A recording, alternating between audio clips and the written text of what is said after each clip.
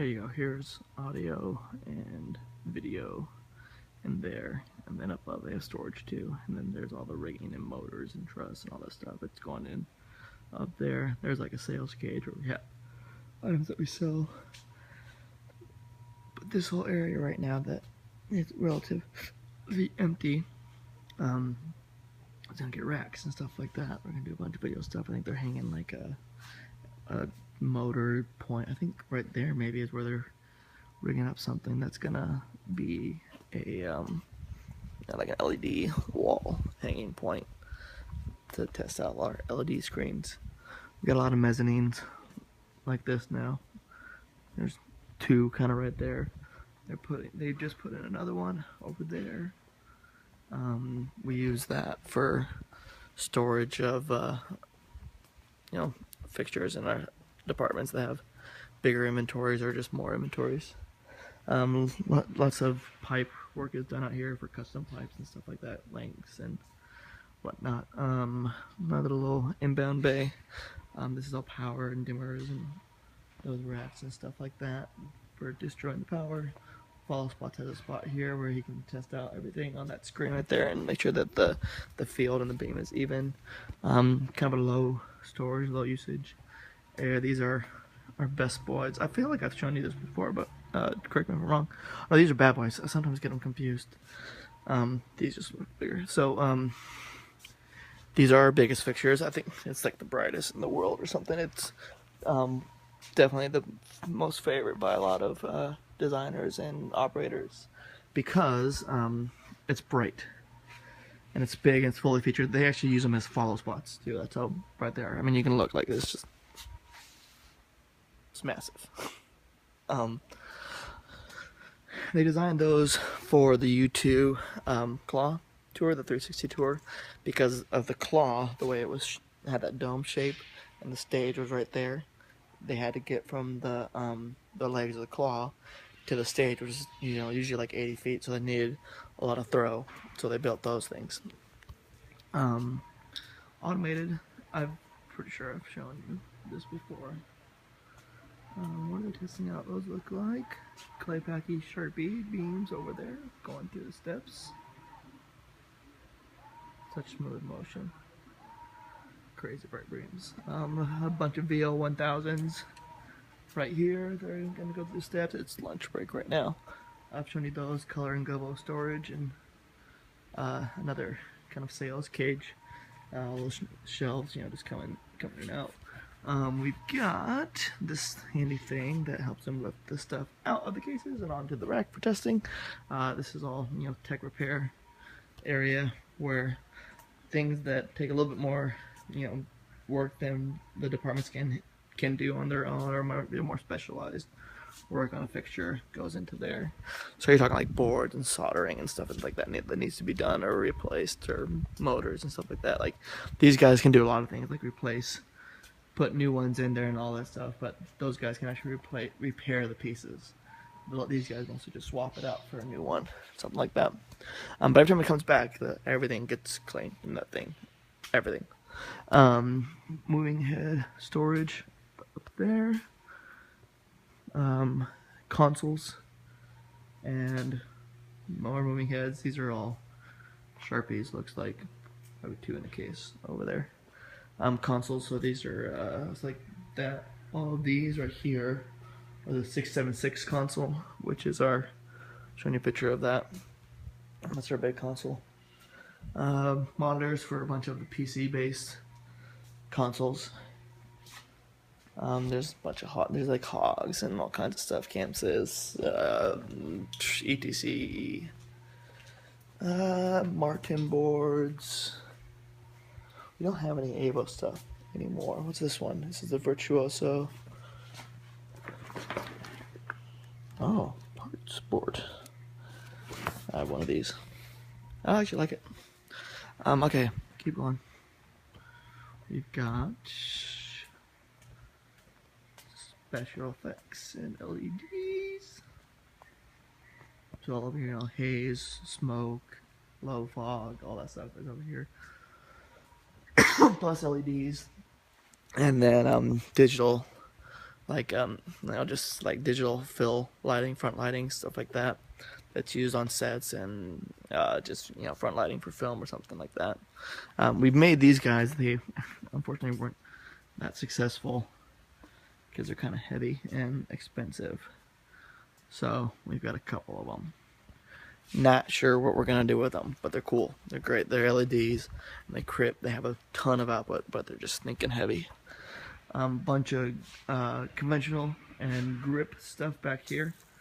So lights, and then C-stands, ladders, the big ol', some of those big honking lights. You'll see little birdies. There we go. Some bigger cycle lights and stuff like that. Everything works off barcodes and E-codes, and we're pretty good with tracking inventory. Sandbags for days and days. Flags, shaking light. There's a bunch of bases back here too. This area is interesting over here. This is cable. Looks like they're prepping a large-ish show. It's oh, iHeartRadio. iHeartRadio for October? Is that what it said? Hold on. No, I didn't say that. The 17th. You can see better than I can. Couple cables. Cable repair. They repair cables a couple times a day. More cable. We have this like mobile workstation, bunch of power and stuff. Let's go back over here. Show our cable testing thing. It's pretty rad. Cables come back. We test all the pins and configurations, make sure it's good, and the inventory is synced with the cloud here.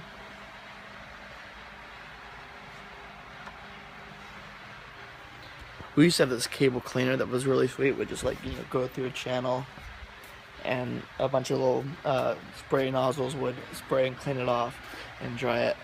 We just don't have room for that anymore. Vegas has one still. Here is where the cable gets checked in.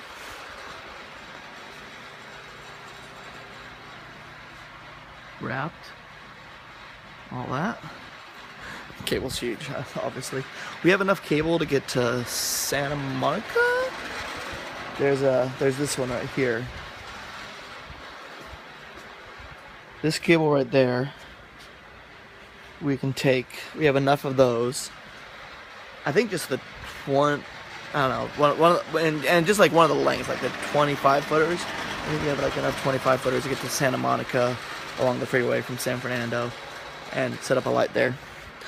Conventionals, source 4s, Lecos and PARs and all that stuff. Testing, they can bring it down, clean it, plug it in, and then inbound over here, the last part. Well, not really the last part. I should have shown you outbound. Inbound is where obviously everything comes in, and we sort it out here, check it all in, and then from here it goes to the different departments. There you go. And then the outbound bay is over here. I'll walk there. That's where all the shows are prepped. Sometimes they're prepped in the shop. Sometimes they're just loaded onto the truck. So a truckload would be stored and outbound, prepped for the truck, and then when the truck comes, it just goes on the truck. But a lot of times, the crew comes in early before the show and goes through all the fixtures and stuff and starts prepping them. Labeling them, addressing them,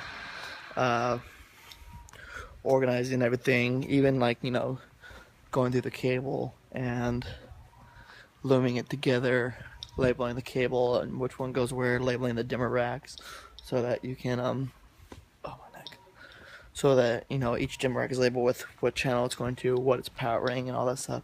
So when they get to show site, it's, you know, super quick. We're walking through follow spots right now. These are actually really cool. This is an old moving head power and data distribution system for VL5s and VL6s. Crazy units, old technology. These things still kick butt. When you see like the big award shows, you see the sky filled with lights. It's filled with those guys. Dimmer racks.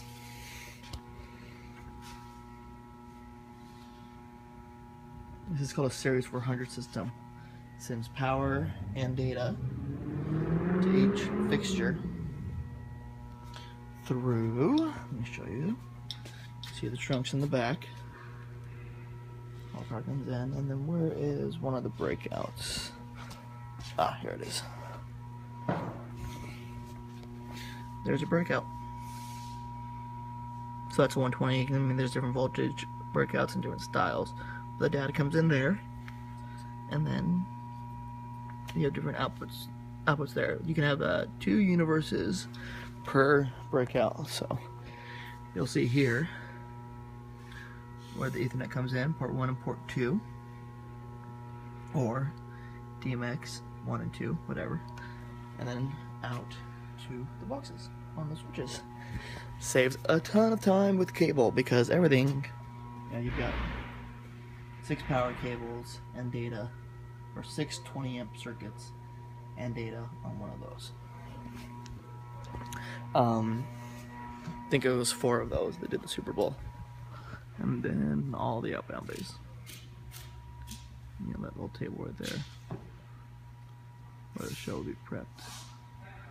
Trucks loads right there. Another truck load. Looks like right here, actually, that looks like rig and stuff that's being moved. It's kind of a mess right now because we're just onboarding a company that we've purchased, so everything's getting shuffled around. There's the gear that we're onboarding from a company called Chaos, our video company. That's the warehouse. I'll show you the demo room. Here we go. Demo room is a space where rehearsals and tech checks can happen, or demos of products that we have. Clients can play with them.